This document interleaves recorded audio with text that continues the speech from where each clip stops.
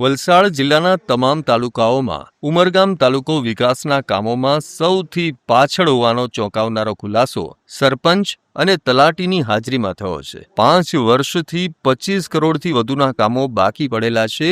કરોડો રૂપિયાની ગ્રાન્ટ વપરાયેલી સાબિત થઈ છે। ઉમરગામ તાલુકા પંચાયતમાં આવેલ નાયબ જિલ્લા વિકાસ અધિકારી જ્યારે ઉમરગામ તાલુકા વિકાસ અધિકારી હતા ત્યારે મંજૂર કરવામાં આવેલા કામો આજે પણ બાકી છે ને આ બાબત 5 વર્ષે પણ અને 5 વર્ષ વીતી ગયા છતાં પણ બાકી જ છે।